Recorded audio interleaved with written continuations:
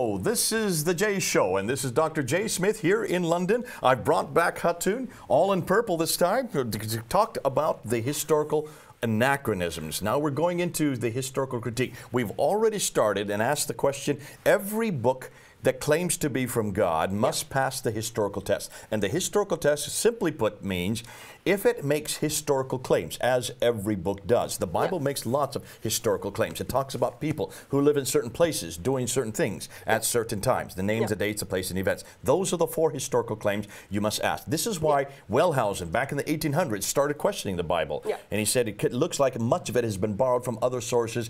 It's myth, it's legend, it's nothing more than fairy tales, folk traditions, oral traditions that have been passed down and then compiled possibly the 6th century BC or the 2nd century BC. So we are asking the same question for the Quran. Exactly. Does the name, places and dates, Quran failed to give us any dates yet, but those name and places are... No, do they fit the dates that we now know historically? Do they fit the dates or not? When we look at those 4 criteria, we see actually Quran fails to do that. So we looked at only 2 examples, and then we can look a little bit more. We can look at a couple of more examples, and then. Now we come to the chainmail. Let's go up and put it up on screen again. Let's look at Surah 34, ayah 10 to 11. Go ahead and read that. Why don't you read it, Jay? And we certainly gave David, and we made pliable for him iron, commanding him, make full coats of mail and calculate the links. Chain mail. I mean, where do you get links in mail of iron except chain mail? This is chain mail. So we know David lived around 1000 BC. Okay. And history tells us these chain mails are around around 200 BC. Which is 800 years later that they actually invented this. There is an 800 years gap between the things are invented and they start being using. So how can you have David? There was not. I mean, they didn't have the technology in 1000 BC to make chain mail. That did not exist for another 800 years. But somebody writing down in the 8th century AD, another 1,000 years later, would not have known this. So they just assumed, oh, we have chain mail today. They must have had chain mail at the time of David. This is a historical anachronism. God would not make a mistake like that. Man would, but not God. Yet, God of Quran makes that mistake. Okay, now we get to the crucifixion. And the crucifixion, this is the act of crucifying, and we can just put it up on screen there. There's 1, 2, 3 different references to crucifixion in the Quran. This is the crucifixion event. Okay. Yeah.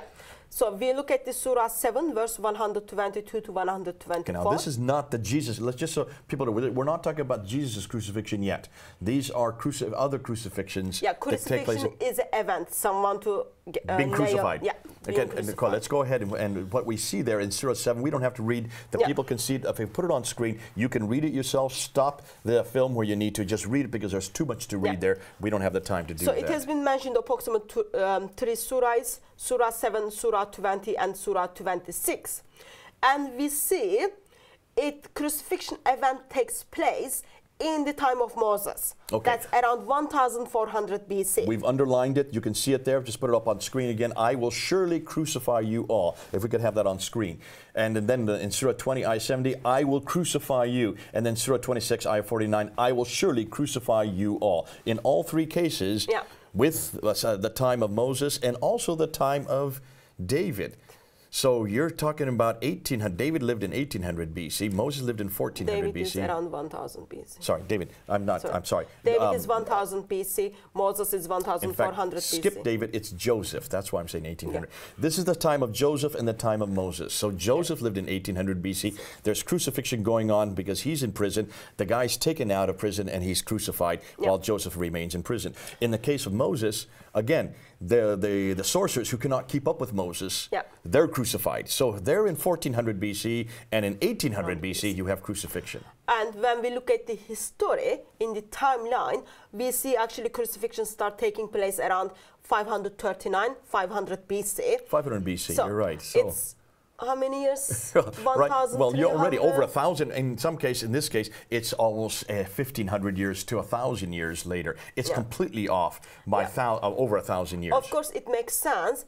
If someone is writing the Quran in 7th century AD, they can put it back the timeline and then say, oh, probably it was existed in the time of If you don't know when the crucifixions began, you're just going to assume everybody has been crucifying in the Therefore, time it of Moses stands to or reason Joseph they were crucifying. Yes, at the time of Moses. Why Yeah. not? Let's put it in there. This is a good punishment. Yeah. Without thinking, that does not fit historically. Yeah. The Bible does not make mistakes like that. But the Quran already, we're seeing make mistakes. But the huge and the biggest problem is, then we get to Jesus' crucifixion. When we get to Jesus' crucifixion, put the slide up there.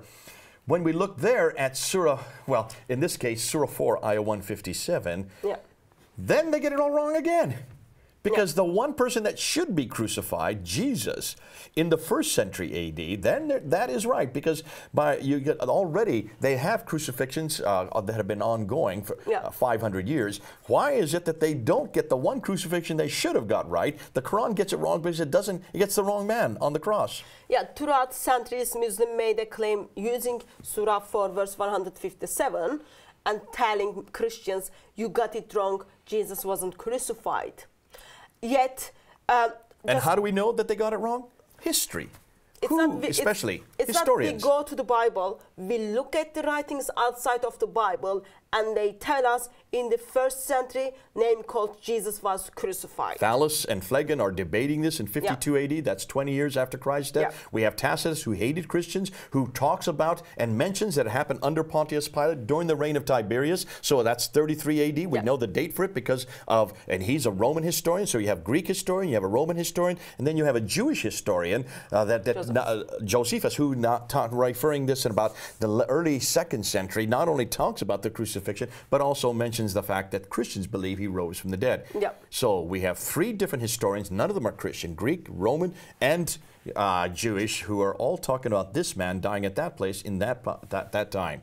So that's external, you're saying. This is extra biblical. Yet, throughout centuries, Muslims used Surah 4, verse 157 to deny the crucifixion of Jesus. It does. So, if Quran is the eternal word of Allah, then it seems Allah is lacking the knowledge. It seems Muhammad is not given even help to Allah to correct him regarding the Christian belief of the crucifixion. And this is big for us because this is the most important. Yeah, it's the core doctrine of the Christian faith. It's everything if God did not die on the cross, we're damned. Yes. And that's why we're zeroing in on this. Not only get the crucifixions wrong, the ones they did get wrong, they get wrong. They did get right, they get wrong. And the wrong person in the wrong time with Joseph and Moses. The one they should have got right, the one that would have made sense of everything, they got wrong, and that's Jesus' crucifixion. Yeah. But they not only got the crucifixion wrong, they got his mother wrong. Let's go to his mother, because we'll put this slide up there. Just put it on there, and you'll see in Surah 19, verse 28, in Surah 66, verse 12, and Surah 20, verse 30. Who is Mary in these 3 verses? So when you put the verses together, you see Mary is mentioned as the sister of Aaron and Moses, which makes Doesn't say Moses. It just says sister of Aaron. Yeah. And the daughter of Amran. So now, stop and think. We know who Aaron is. Yeah. And we also know that Aaron has a brother, Moses. And we know that both Aaron and Moses have a father named Imran, which is Amran in Arabic. So those 3 make sense, but they also have a sister named Miriam. Yeah. But when did they live? 1400 BC. So if Oh dear. when we look at unless she's a very old Mary, no, and maybe Muslims are trying to say that's why she couldn't conceive. That's why she was a virgin. She was Mary so old. was 1400 years old. I've never known women to live that long. When she gave birth to Jesus as virgin woman. So you can see you've got a real problem here. No one lives for 1400 miracle years. Of Islam. You've got, but the name is the same. That's why you can see the confusion is there. Yeah. They've got the wrong Mary. Yeah. And when we look at the Bible and then we look at the external writings regarding the Christian faith, we see father of Mary is Heli. Yes, right. In Luke 3. Yeah. And external evidence also confirms that. Yet Quran gets the Mary wrong. And for those who are wondering what she's talking about, we have 2 genealogical lists. One is in Matthew, one is in Luke. But the one in Luke is very clear that Heli, who they thought was the father of Joseph, is actually the father of Mary. Everybody know that. Those who are reading Luke would have known that. That's also confirmed from the external writings, from the church fathers' writings. They confirmed that she was the daughter of Heli. Now, canonical Gospels. Muslims don't know what to do with that. That's always been a thorn in their side. But then I would just suggest suggest for Muslims, if you're hearing in what we're saying, don't get upset with their Muslim debaters. Get upset with the Quran. There's something obviously wrong with this book. It's obviously full of these anachronisms. We're going to look at a few more. We're going to look at the Qibla in the Kaaba. When you put up the slide there, you will see in Surah 2, Ayah 144, verse 149, 150, that the Qibla was then redirected from Jerusalem back down to Mecca. And this is done in 624. Yeah, we will have different episode for that, but that's like historically wrong. We're going to have a whole series looking at it. Yep. You're going to see that, a whole series looking at just this question. So we're not going to unpack it right now. But what we do know is that none of the Qiblas were towards Mecca.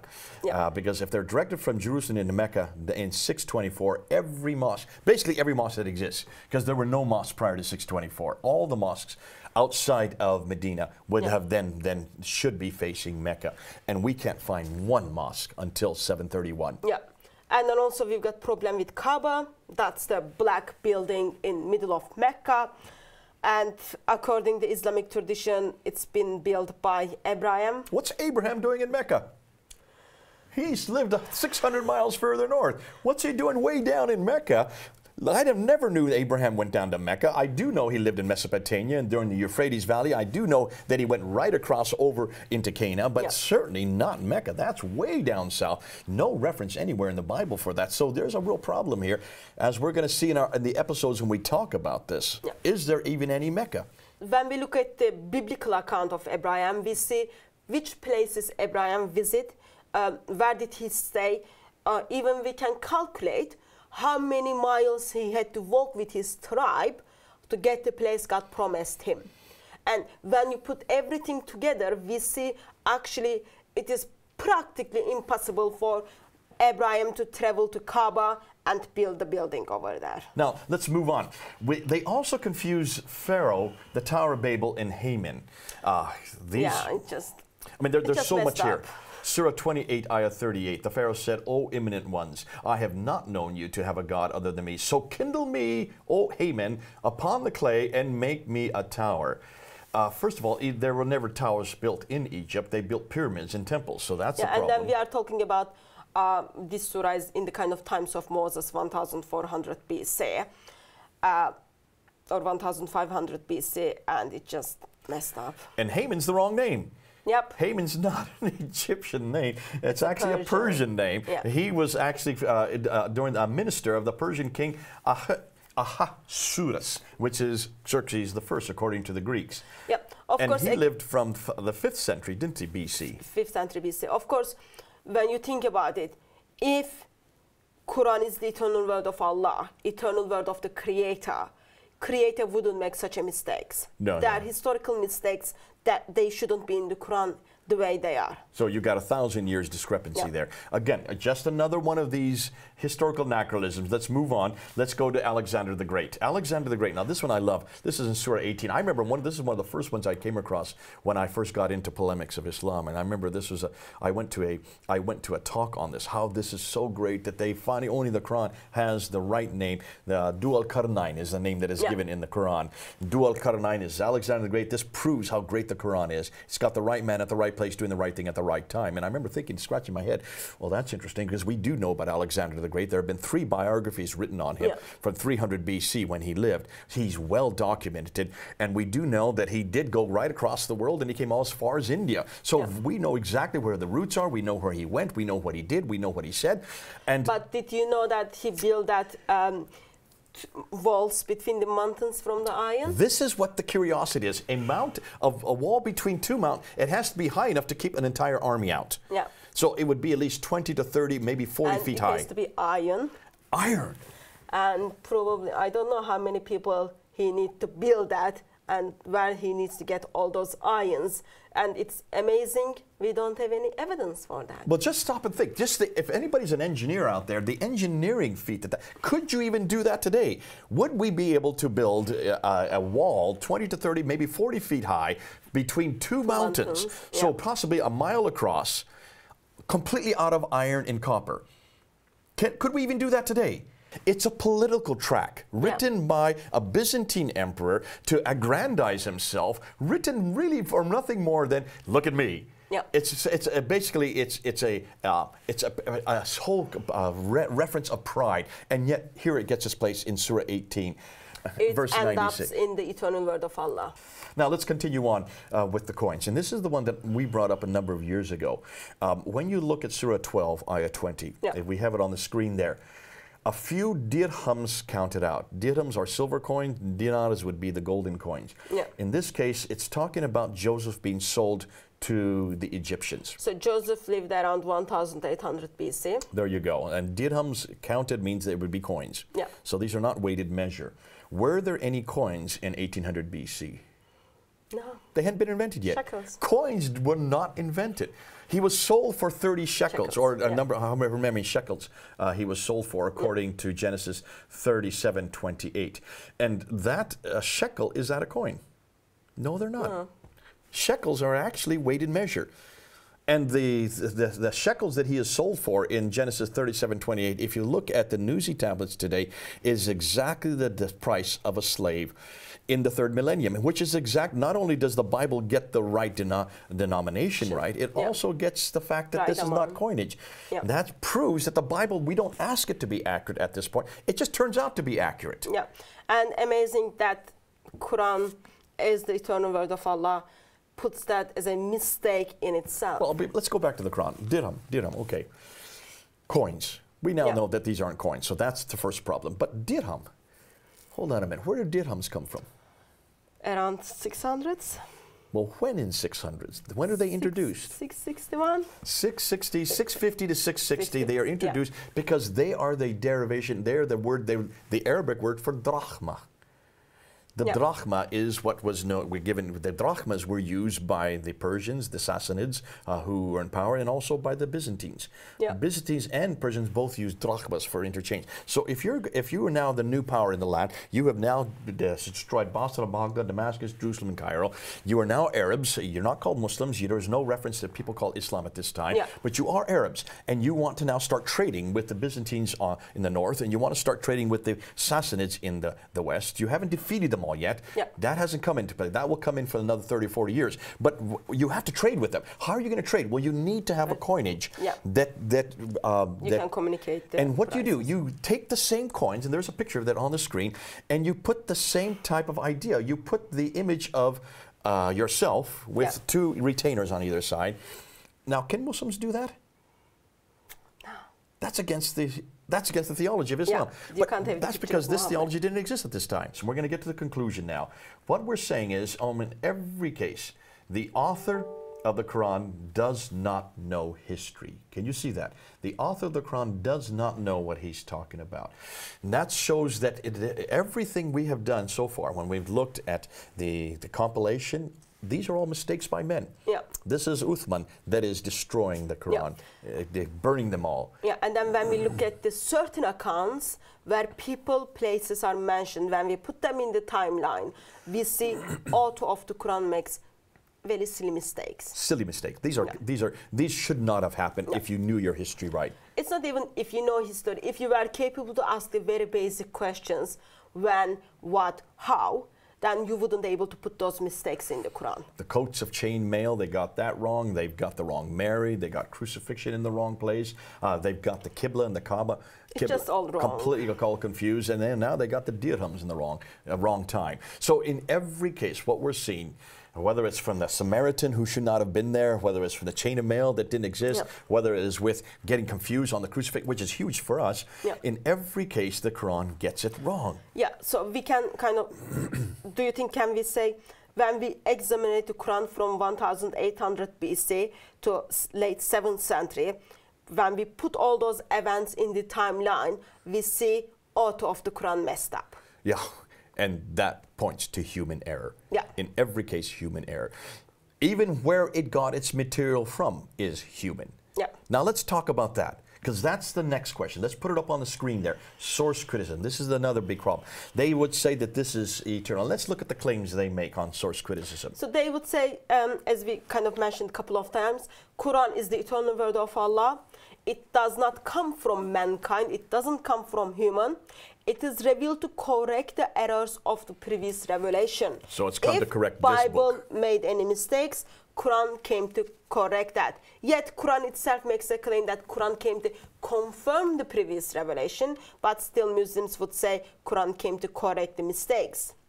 And it is unfettered by human invention. So intervention. Intervention. It does not come from man. Informations in the Quran is the information Allah give it to angel.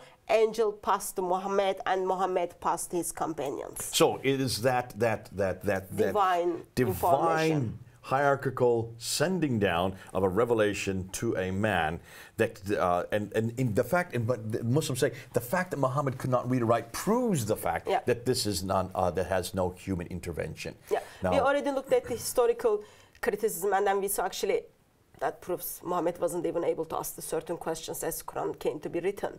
But yes, when you look at the informations in the Quran, it makes a claim that it is given by Allah to Muhammad and it is divine. There is no kind of mistakes in it. And yet when we look at the Quran, we see there are story after story after story. And what we're going to do now, we're going to look at some of those stories. Because the stories that are in the Quran are not the stories you and I have grown up with. At least not the stories I know in this book.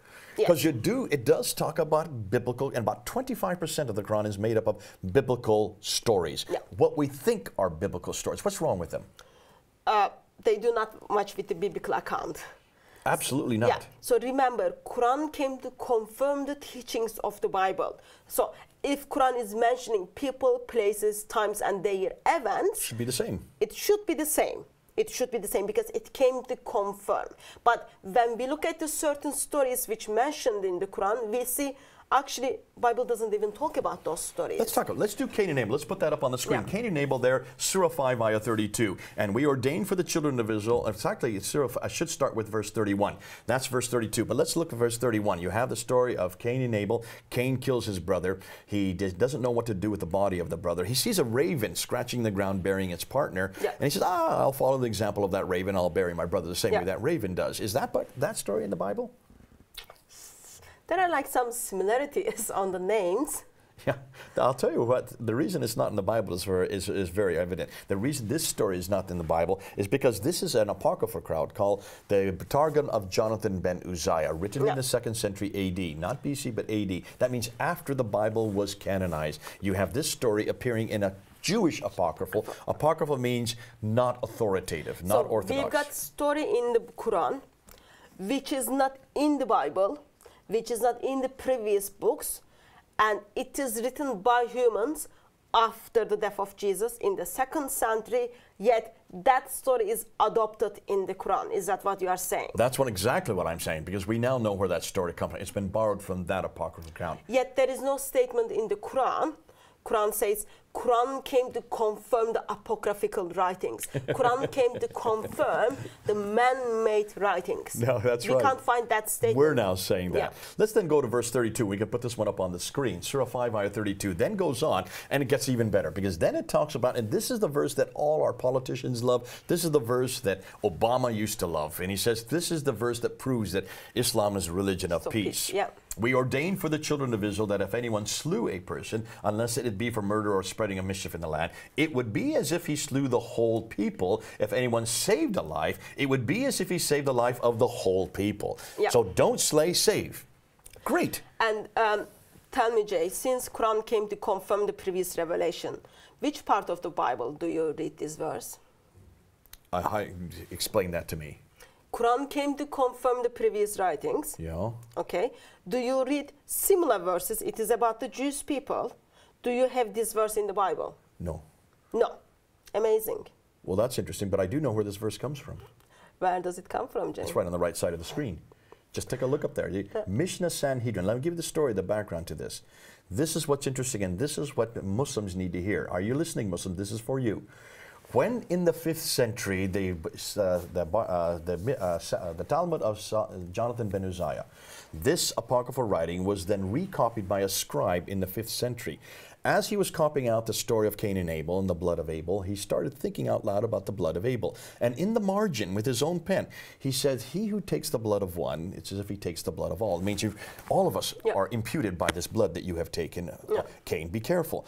But if you had saved the blood of Abel, then we would all be saved. Look what you're doing, Cain, and he's just putting this, basically he's thinking out loud by writing this in the margin. In the 5th century then, when this was then recopied into what we now know today as the Bar Sanhedrin, which is a very famous apocryphal Jewish writing, the scribe that took the story of Cain and Abel in the raven sees the marginal notes in the margin and incorporates it into the text. So in chapter 4, verse 5 of the Bar Sanhedrin, you will now read the story of Cain and Abel and the raven, followed by this redemption analysis on the blood of Abel. Don't slay, save. O children of Israel. Basically, he's saying, you children of Israel, don't follow what Cain has done. You make sure that you save. Now, that is incorporated sometime in the 8th century into the Quran, into this book, without thinking through of the implication. We now know who wrote it. We know when it was written. We know why it was written. We know that has nothing to do with Allah. This has nothing to do with Muhammad. This has to do with Jews, and more than that, it has to do with 2 Jewish scribes, one writing the original account, and then another one coming back 300 years later, and then incorporating the redemption analysis about the blood of Abel into the text. Don't use this if you're going to talk about, and certainly the Obamas of this world should be careful about using this for Muslims. This is 2 Jews talking to each other. So what's fascinating to me is once you do a history, what have I just done? This is what we call source criticism. Source criticism is going back, seeing where these verses come from, looking and seeing, is there something that's antecedent to it? Is there something earlier that we can trace this to? And can we even see a story? In this case, yes, you can see a story. This has nothing more to do than Jews looking and agonizing over the blood of Abel. So Quran as the word of God, word of Allah, picked a story which is not in the previous books, yet it is written by humans in late centuries and then added into the Quran as part of his word. There you go. So you have something that would begun in the 2nd century, was then edited in the 5th century, was then canonized in the late 5th century into the Bar Sanhedrin, chapter 4, verse 5. This is in the 5th century. Then 2 centuries later, or we would say 3 centuries later, it was then brought and established and put into what they claim is the eternal Word of God. No, this is not the Word of God. This is nothing more than the word of not just one man, a few men. And that's why we're doing this very study. Can you see now why we're looking back? We're looking at the compilation. We've done that already. We've looked at not only how the compilation, but when they compiled it, what did they do? Did they bring in stories they shouldn't have? We've looked at the historical anachronisms.